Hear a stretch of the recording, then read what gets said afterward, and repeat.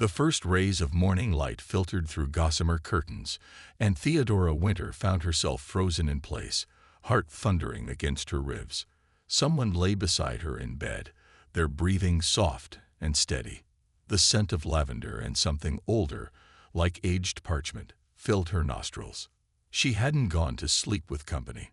She distinctly remembered locking her bedroom door, following the same nightly routine she'd maintained since inheriting her grandmother's sprawling Victorian mansion 3 months ago. Yet here she was, sharing her bed with a stranger. Slowly, carefully, Theodora turned her head. Dark hair spilled across her spare pillow like ink, framing a face she recognized all too well. Rosalind, the maid who had come with the house. Rosalind, who moved like a shadow through the halls, who seemed to appear exactly when needed and vanish just as quickly. Rosalind, who never spoke above a whisper, and whose eyes held secrets older than the house itself. Theodora's attempt to slip quietly from the bed failed when her foot caught in the sheets. Rosalind's eyes snapped open, not gradually, not with the confusion of someone waking naturally, but with the sharp awareness of a predator. Those eyes weren't their usual dark brown, but an impossible shade of silver that seemed to glow in the dim morning light. "Miss Winter," Rosalind spoke, her voice carrying an echo that hadn't been there before. "Please don't be alarmed. Don't be alarmed." Theodora managed to keep her voice steadied despite her racing pulse. "I went to bed alone in a locked room. You'll have to do better than that." Rosalind sat up, her movements too fluid to be entirely human. The silver in her eyes swirled like mercury. "You were in danger last night. The wards around the house were breached. I had no choice but to implement more direct protection measures." Theodora's mind raced through the events of the previous evening. The strange shadows she'd seen dancing at the edge of her vision. The way the temperature had dropped suddenly. Frost forming on her windows despite the warm autumn night. The whispers that had seemed to come from within the walls themselves. "What exactly are you?" Theodora asked, surprised by her own calm. Perhaps some part of her had always known there was something different about Rosalind, about this house, about her grandmother's insistence that she accept both in her will. "I am bound to this house and its rightful owner." "You," Rosalind replied, rising from the bed in one graceful motion. Her uniform, perfectly pressed despite having supposedly slept in it, shifted like shadows around her. "Your grandmother understood the importance of maintaining certain protections. There are things in this world that hunger for power, Miss Winter, and your bloodline carries power in abundance." Theodora thought of her grandmother's final words to her. "The house will keep you safe, dear one, but you must keep the house in return." At the time, she'd attributed it to the ramblings of a dying woman. Now, watching Rosalind move around the room with otherworldly grace, those words took on new meaning. "The things that tried to breach the wards last night," Theodora began, following Rosalind with her eyes. "They'll be back, won't they?" "Yes." Rosalind paused at the window, her silhouette merging with the shadows cast by the rising sun. "But you needn't fear them. That's why I'm here. Why I'd always been here through generations of your family. And sleeping in my bed." A smile curved Rosalind's lips, revealing teeth that seemed just a touch too sharp. "The closest physical proximity allows for the strongest protection. Dark forces are gathering, Miss Winter. They sense the power awakening in you, just as it awakened in your grandmother before you." Theodora rose from the bed, drawn to the window where Rosalind stood. Outside, the garden seemed different somehow, the colors too vivid, the shadows too deep. "Tell me everything," she said, watching a rose bloom in impossible shades of blue. "I need to understand what I've inherited." "As you wish," Rosalind replied, turning to face her with those mercurial eyes. "But remember, Miss Winter, once you know, there's no unknowing. Once you see, there's no unseeing. Are you certain you're ready?" Theodora met that silver gaze without flinching. "Show me." The library stretched before Theodora like a cave of secrets, towering shelves disappearing into shadows that the morning light couldn't quite pierce. Rosalind moved between the stacks with practiced ease, pulling volumes that seemed to hum with their own energy. The books she selected weren't the leather-bound classics Theodora remembered from childhood visits. These came from hidden shelves that hadn't been visible before, their spines marked with symbols that shifted and changed when viewed directly. Your grandmother maintained detailed records, Rosalind explained, setting an ancient tome on the massive oak table. Its cover was bound in something that wasn't quite leather, with a texture that reminded Theodora of snake scales. The Winter family has guarded this house for centuries, though few understood its true purpose. Theodora ran her fingers over the strange binding, feeling it warm beneath her touch. And what purpose is that? It's a nexus point, Rosalind replied, her silver eyes gleaming. A crossing between worlds. The veil between realities is thin here, which makes it both valuable and dangerous. Your bloodline has always had the ability to maintain the boundaries, to keep things in their proper places. As if in response to Rosalind's words, a shadow detached itself from the ceiling and drifted down like a falling leaf. It coalesced into a raven that perched on the back of a nearby chair, its eyes glowing with the same mercurial light as Rosalind's. Benedict, Rosalind acknowledged the bird with a slight nod. What news? The raven tilted its head, and a voice that sounded like rustling papers emerged from its beak. They're gathering in the old grove. The ones who failed to breach the wards last night. They'd brought a blood mage. Theodora watched the exchange with growing fascination and unease. A blood mage. A practitioner who draws power from sacrifice. Rosalind's expression darkened. They're desperate if they're willing to work with one. Blood magic leaves traces, makes them easier to track. The raven. Benedict ruffled his feathers. They speak of the awakening. They know she's coming into her power. Theodora felt a tingling sensation in her fingertips, and the book beneath her hands began to glow faintly. What power? I don't feel any different. Look at your reflection, Rosalind suggested, gesturing to a mirror hanging between two bookshelves. Theodora approached the mirror cautiously. At first, she saw only herself, the same face she'd known for 27 years, framed by unruly auburn hair. But as she watched, something shifted. Her green eyes began to shimmer with golden light, and faint lines of luminescence traced patterns beneath her skin like circuits on a motherboard. The power usually manifests fully at 28, Rosalind explained, coming to stand behind her. In the mirror, the maid's form seemed to flicker between human and something else, something with too many angles and eyes that contained galaxies. Your birthday is in 3 days. The autumn equinox, Theodora whispered, remembering how her grandmother had always made such a fuss about that particular date. Yes, when the boundaries between worlds are naturally weaker. It's why they're moving now, trying to breach the house's defenses before you come into your full strength. Benedict launched himself from the chair, landing on the table near the strange book. They're not the only ones watching. The council has sent observers. Rosalind's lip curled slightly. The council can observe from a distance. They lost any right to interfere when they abandoned this house during the last incursion. The last incursion. Theodora turned from the mirror, the golden light fading from her eyes. What happened? Your grandmother's final battle, Rosalind said softly. She held the boundaries alone while the council debated protocol. By the time they decided to act, she had already. The maid's voice trailed off, genuine grief flickering across her otherworldly features. Theodora remembered finding her grandmother in this very library, surrounded by scattered books and strange symbols burned into the floor. The official cause of death had been a heart attack, but now she wondered what really happened that night. You need to learn quickly, Rosalind continued, recovering her composure. The basics of warding, the names of power, the proper ways to maintain the boundaries. There's so much your grandmother wanted to teach you herself, but time grows short. And if I refuse? Theodora asked, though she already knew she wouldn't.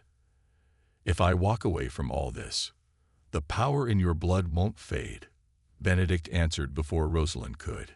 It will draw them to you wherever you go. At least here, you have the house's protection. And us. Theodora turned back to the book on the table, watching as the symbols on its cover rearranged themselves into words she could almost understand. Then teach me. Show me everything I need to know. Rosalind placed a hand on her shoulder, and Theodora felt a current of energy pass between them. We begin now. First lesson. Nothing in this house is quite what it seems, and everything follows rules, even if those rules aren't immediately apparent. As if to demonstrate this point, the library around them began to shift. Shelves moved like living things, creating new passages and revealing hidden corners.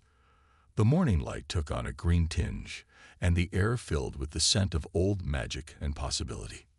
Welcome, Rosalind said, her true form showing more clearly now, beautiful and terrible in its otherworldliness. To your inheritance, Miss Winter. The next 48 hours passed in a blur of ancient languages and impossible lessons. Theodora learned to see the ley lines that ran beneath the house, glowing rivers of power that pulsed in time with her heartbeat.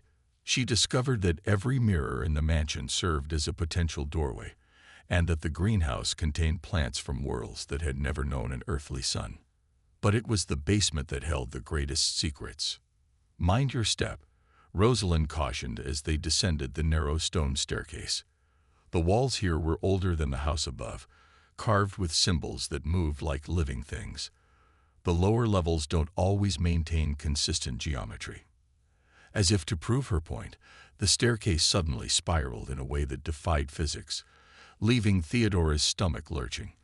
When her vision cleared, they stood in a vast circular chamber that couldn't possibly fit beneath the house's foundation. Your grandmother called this the anchor room, Rosalind explained, moving to the center where a complex pattern was etched into the stone floor. It's where the boundaries between worlds are thinnest, and where they're most easily maintained, or broken.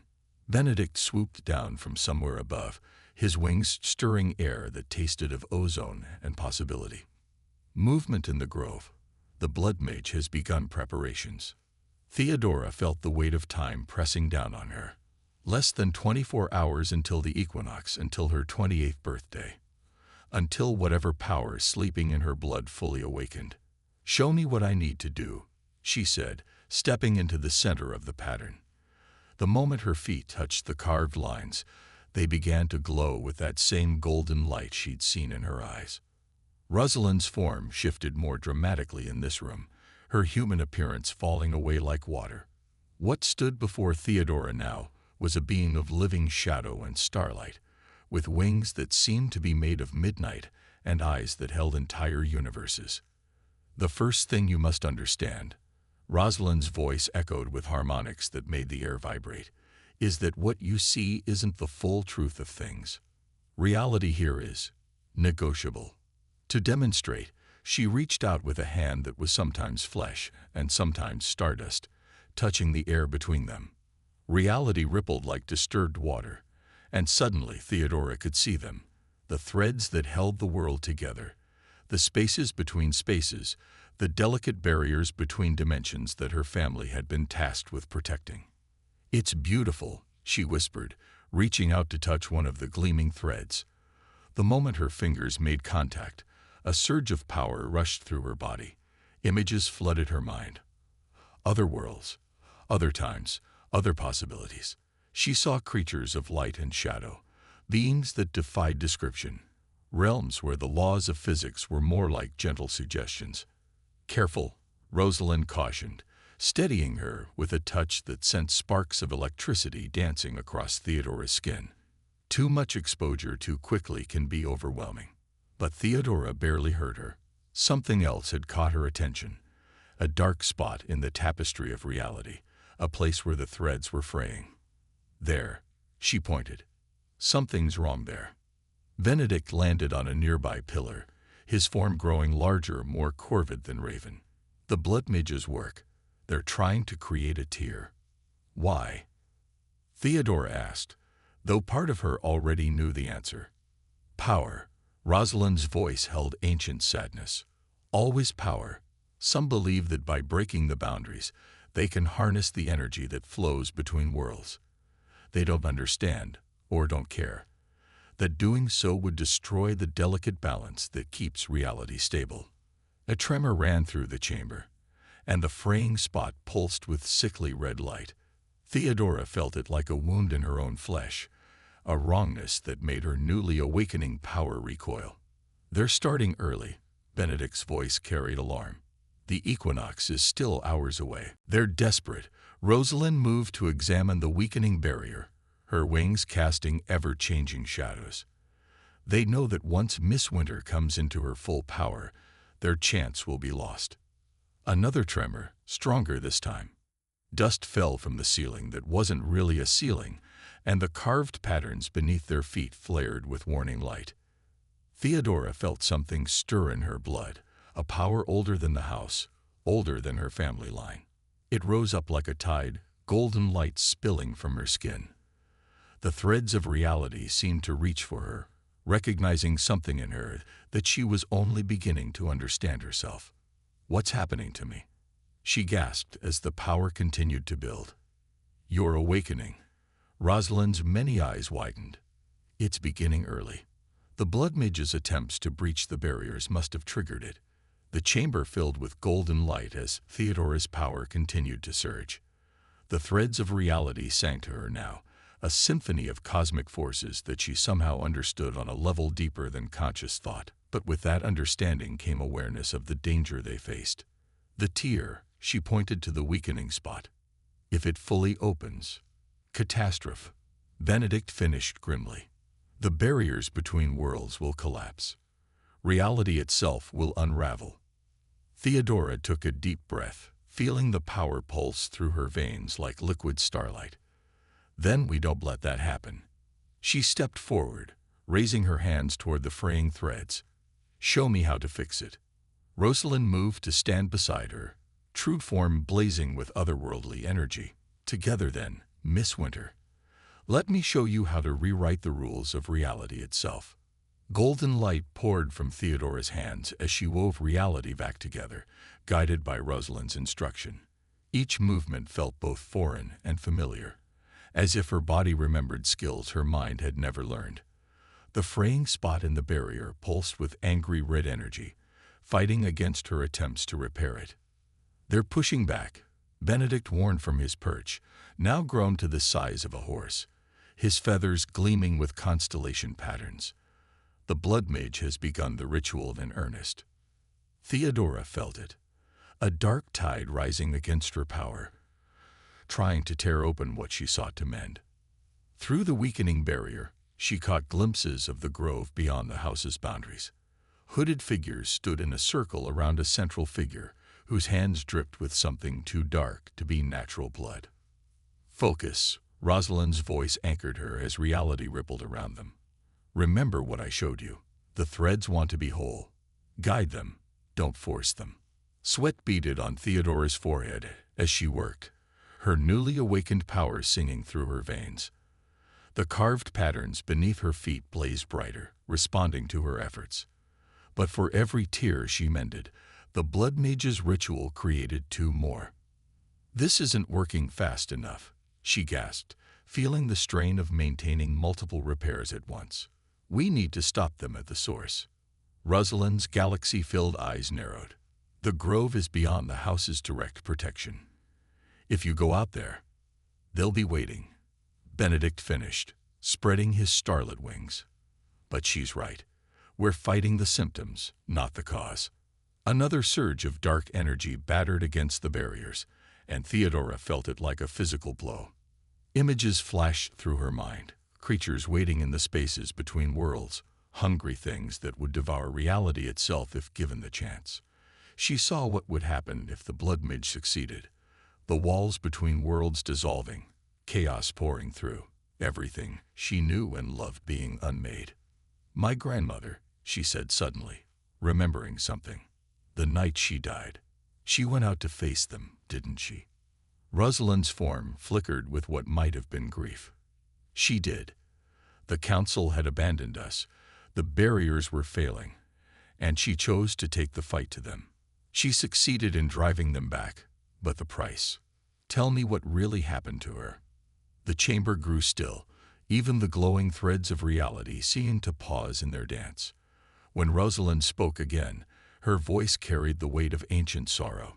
Your grandmother discovered that the barriers could be reinforced with a willing sacrifice, not of blood or life, but of something equally precious, one's connection to reality itself. She wrote herself out of existence, became a living anchor for the boundaries between worlds. She's still here, in a way, woven into the very fabric of this house's protection. Theodora's heart clenched. That's why there are no pictures of her anywhere. Why I can remember she existed but can't quite recall her face. Yes, and now the blood mage seeks to undo her sacrifice, to tear open what she gave everything to protect. Another tremor shook the chamber, stronger than before. Through the weakening barriers, Theodora could hear chanting, words in a language that hurt her ears and made her teeth ache. The blood mage's power was growing. She straightened her spine, decision made. Show me how to reach the grove. I won't let them destroy what she protected. Miss Winter, Rosalind's voice held warning. If you face them directly, there will be consequences. Power demands balance. Any action we take will have a price. Then we make them pay it instead of us, Theodora replied, feeling her power surge in response to her determination. The golden light around her intensified, and the threads of reality seemed to bend toward her like flowers following the sun. Benedict launched himself from his perch, landing beside her in a rush of starlit feathers. I will guide you through the shadows, but Rosalind must remain here, maintaining what barriers remain. Theodora turned to her otherworldly protector, the being who had watched over her family for generations. Any last lessons before I face them? Rosalind's form shifted, becoming somehow both more and less solid. Remember, reality here is negotiable, but everything has rules. Find their pattern, and you can break it. But be careful of what pattern you create in its place. Drawing herself up, Theodora let her power flow freely, no longer fighting the strange new awareness that came with it. She could see them all now. The layers of reality stacked like pages in a book, the currents of power flowing through the house, the echoes of her grandmother's sacrifice, still resonating through the barriers she died to protect. I'm ready, she said, though her heart thundered in her chest. Rosalind reached out with a hand made of starlight and shadow, touching Theodora's forehead. Knowledge poured into her mind. Symbols of power, words of unmaking, the true names of things that existed between realities. Now you are, Rosalind said softly. Go. We'll hold what we can here. Benedict spread his wings, opening a path through shadow, and Theodora stepped forward to face whatever waited in the grove. Behind her, Rosalind's voice echoed one final warning. Remember, the greatest power isn't in unmaking reality, but in choosing which reality to make in its place. The grove was a wound in reality. Theodora saw it clearly now as she emerged from Benedict's shadow path, a place where the natural world had been corrupted by forces that should never have touched it. The trees bent at impossible angles, their branches reaching like grasping hands toward a sky that swirled with unnatural colors. The blood mage stood at the center of a circle of hooded figures, his hands raised toward the tear in reality that pulsed above them like a bleeding star. His face, when he turned to look at her, was a map of self-inflicted scars that glowed with sickly red light. The hair arrives, he said, his voice resonating with stolen power. How convenient. Your awakening will fuel the final breach. Theodora felt Benedict's presence at her back, his wings spread in a defensive arc. The golden light of her power illuminated the grove, pushing back against the crawling darkness that emanated from the blood mage's ritual. You don't understand what you're doing, she said, watching the threads of reality strain and snap around them. The barriers aren't meant to be broken. The blood mage laughed, and the sound made reality shiver. Understanding is overrated. Power, that's what matters. The power your family has hoarded for generations, the power your grandmother died to protect. My grandmother sacrificed everything to maintain balance. Balance. He spat the word like a curse. There is no balance. There is only power and those too weak to seize it. He gestured, and the hooded figures began to chant in that reality-bending language. The tear above them widened, and Theodora caught glimpses of what waited beyond. Vast shapes that defied comprehension, beings of such alien geometry that looking at them made her mind recoil. The power in her blood surged in response, golden light pouring from her skin. She remembered Rosalind's words. Reality here is negotiable, but everything has rules. The Blood Mage's ritual had rules too. She could see them now. Patterns in the chanting, symmetries in the circle of cultists, equations written in blood and darkness. But there were flaws in his working, gaps where his understanding fell short. Theodora began to move, her feet tracing counter-patterns through the corrupted earth. Golden light followed her steps, creating new geometries that intersected with the Blood Mage's dark ritual. "What are you doing?" he snarled, recognizing the threat too late. "Rewriting your rules," she answered, her voice carrying harmonics that made the air sing. The knowledge Rosalind had given her flowed through her mind, showing her exactly where to step, what symbols to trace, how to turn the Blood Mage's power back on itself. Benedict launched himself skyward, his wings leaving trails of starlight as he circled the widening tier. Reality groaned around them, caught between competing forces. The Blood Mage raised his scared hands, dark power gathering like storm clouds. "You cannot stop what's already begun. The barriers will fall." "No," Theodora said quietly. "They won't." She reached out, not toward the tear itself, but toward the memory of her grandmother's sacrifice, woven into the very fabric of this place. Golden light met that ancient working, and suddenly she understood what needed to be done. The Blood Mage attacked, hurling bolts of corrupted power. But Theodora was no longer where he aimed. She moved between moments, between heartbeats, her grandmother's knowledge guiding her steps. Each motion reinforced the barriers. Each breath drew the tear closer to healing. "Benedict," she called. "Now." The star-winged raven dove through the tear, his feathers blazing with protective light. The creatures reaching through from beyond recoiled, their geometries disrupted by his passage. The Blood Mage screamed in rage and frustration. "You don't have the strength to seal it. Even your grandmother couldn't close it without sacrificing herself." Theodora smiled, feeling the last pieces of understanding fall into place. "She didn't fail. She showed me the way." She reached into the heart of her power, into the very essence of what made her a winter, and made her choice. Not a sacrifice of existence like her grandmother, but a transformation, a willing change of state that would forever alter what she was. Golden light exploded outward as Theodora rewrote her own pattern, becoming something between human and guardian, between flesh and power. The barriers responded, recognizing her new nature, accepting her as both protector and protection. The Blood Mage's ritual shattered. His cultists fell, their dark power turned back upon them. The tear in reality sealed itself with a sound like a bell ringing backward through time. When the light faded, Theodora stood transformed. Her eyes held the same starlight as Rosalind's, her skin traced with patterns that matched the house's protective wards. She was still herself, but also something more, the living extension of the barriers, a guardian incarnate. The Blood Mage lay broken on the corrupted ground, his stolen power burned away. "What? What are you?" "I am what my grandmother became," Theodora answered, her voice carrying echoes of power and possibility. "But I found a different way. Balance doesn't require destruction, only transformation." Benedict landed beside her as reality settled into its new pattern. The grove began to heal, the corruption burning away under the touch of golden light.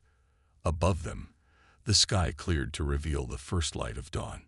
"The house will need a new maid," Theodora mused, feeling Rosalind's approval radiating through the restored barriers. "And you'll need a teacher," Benedict added. "Your journey is just beginning." Theodora looked toward the house, her inheritance, her destiny. The sun rose over its peaked roof, and for a moment, she thought she saw her grandmother's face in the pattern of light and shadow, smiling with pride and relief. "Then let's begin," she said, stepping forward into her new reality.